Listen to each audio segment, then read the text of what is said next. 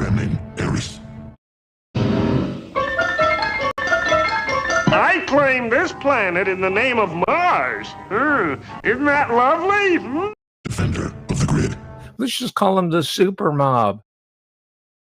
I can imagine a situation, though, in which the ruling elite of a country is receiving gratuities on the side that inure to the benefit of the strongman leader and not to the populace of the country. Does that sort of corruption and bribery go on with regard to the Belt and Road? Absolutely, Chairman. I see this, and I don't mind calling them out. Now give me the secret, man cub.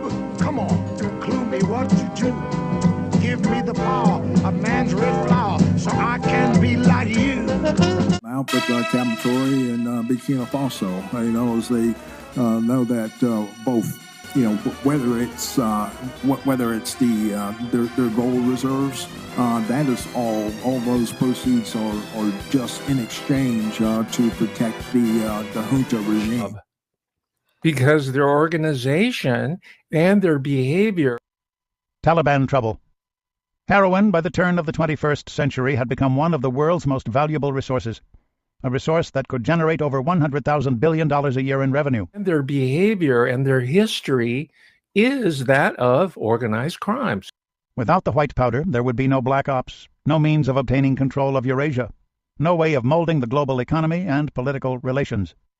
On January 27, 2000, a catastrophe occurred for covert activity when Mullah Omar and the other leaders of the Taliban announced their plans to ban poppy production within the Islamic Emirate of Afghanistan. This decision sent shockwaves through the U.S. intelligence community. From 1976 to 2000, the Afghan opium poppy harvest had grown nearly tenfold, climbing from 250 to 2,000 tons during the covert war of the 1980s, and then from 2,000 to 4,600 tons during the civil war of the 1990s. The country's economy had transformed from a diverse agricultural system based on herding, orchards, and 62 varieties of field crops into the world's first opium monocrop. Thanks to the Taliban prohibition, the opium poppy harvest fell from 4,600 tons in 1999 to 81 tons in 2001. The situation had to be addressed by the military-industrial supermob. Un clan de pedófilos quiere acabar la democracia en Colombia. A clan of pedophiles wants to end democracy in Colombia. While these contests were in progress, men of another race were finding their way into the devastated lands of the Balkan district in ever-increasing numbers. We cannot yet locate with any certainty the primitive home of the Slavonic race.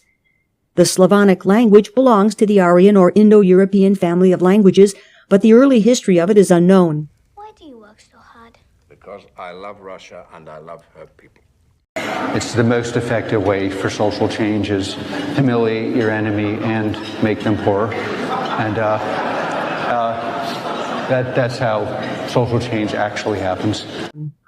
All that is certain is that the Slavs began to drift into the empire from beyond the Danube in the 3rd century, in the same way that Teutons came into Gaul from beyond the Rhine.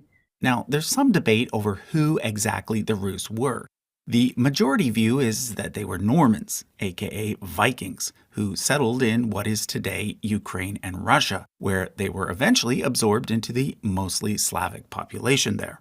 According to medieval accounts, the original Slavic tribes were constantly fighting amongst themselves. So in order to solve this problem, they invited some foreign princes over from what is today Sweden to serve as their new neutral rulers. But you don't love the revolutionaries. Olga said so. No. They killed Granddaddy Alexei and Uncle Sergei. Why don't you give them what they want? Because they want the throne. The word Slav or slave appears to be derived either from the root slovo, a word, and so to mean the man who speaks intelligibly, or from a root slava meaning glory. But so many people of this race passed into the hands of German tribes as captives in war that the word slave, originally a title of honor, became the name for an unfree man. But more recently, I revisited this concept that was pioneered by a journalist cited by the American historian, true crime writer. Vodka became a kind of holiday in itself. The Orthodox Church, with its endless calendar of fasting days, only reinforced that idea. When you worked, you fasted, sober and restrained. When you rested, you could drink. He's really more than true. He transcends the genre. It's called super mob. And God gave that to me, and only God can take it away. You are master control. Aries, I am master control.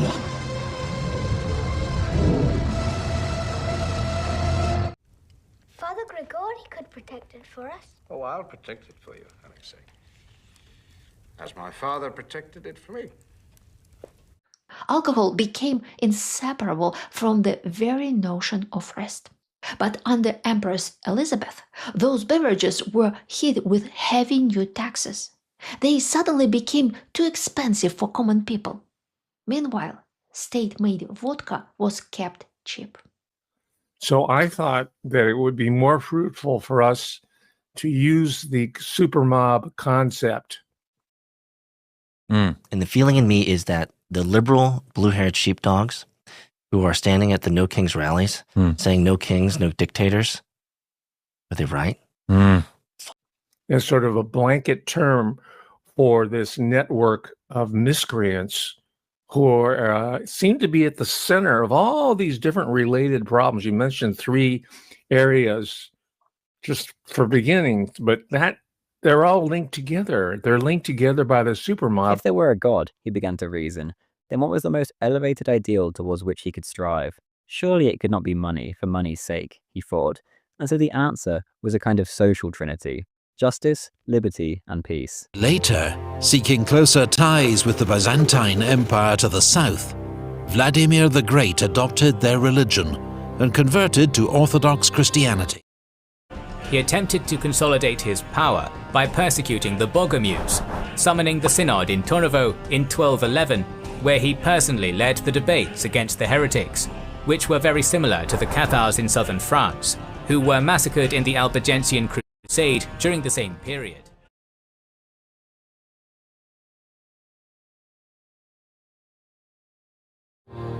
He is still venerated today as the man who brought Christianity to Ukraine and Russia. Gaddafi stood up, looked straight at Saudi's King Abdullah and said, "You were made by the British, protected by the Americans. Lies are behind you, and death is in front of you." And we could also avoid this minefield of these sort of incendiary terms like Zion or Zionist or Christian Zion. It was decided that this organization needs a unit which is like a commando. Like Palmach in Hebrew means striking forces. The Palmach in Israeli history have an almost mythical quality. They're seen as being the cradle in many ways of Jewish society.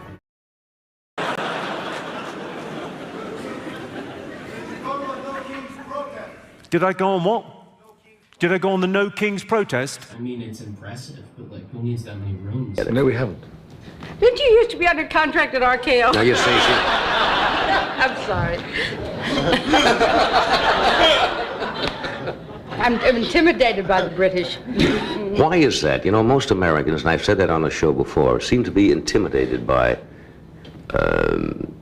English people in general. They feel a little, I guess, insecure. No, most of them, you see, we made love to. Most of them. I would have remembered. It's not about rooms. It's about power. That building has one purpose: to say, I'm the queen and you are my subjects. Donald Trump is visiting the UK this week in an unprecedented second state visit. Huh. You think so? Queen might look like a nice old lady, but she comes from a long line of tyrants who all thought they were better than the rest of us. An unorthodox British officer named Ord Wingate was behind the Palmach's techniques. Ord Wingate was a man with great, if unconventional, military talents, who he put at the disposal of the Jews when there was no state of Israel. I think that would be a little bit hypocritical from a man from Britain. If there'd been no kings apart from Charles, I would have been fucking bang up for it.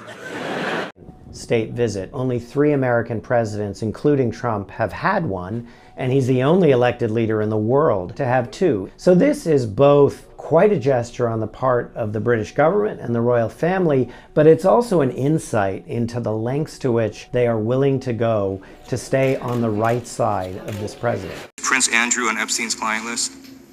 The material related to Prince Andrew has been made public. Is Prince Andrew on the client list? We have released the index of names that were in Jeffrey Epstein's. Is Donald Trump on Epstein's client list? The index has been released, and the index will speak for itself. So I'm just going to say, America, there's a huge red flag. The FBI director could not answer whether Donald Trump was on Epstein's client. Journalist W.T. Stead said, quote, Mr. Rhodes had no hesitation in arriving at the conclusion that the English race, the English-speaking man, whether British, American, Australian, or South African, is the type of race that does now, and is likely to continue to do in the future, the most practical, effective work to establish justice, to promote liberty, and to ensure peace over the widest possible area of the planet, end quote. That we are in the process of the Second American Revolution, which will remain bloodless, if the left allows it to be. It will remain bloodless if the left allows it to be. It's terrible to live here because of certain people. His mission in life was decided. The Pax Romana was long since dead. It was time for Pax Britannica,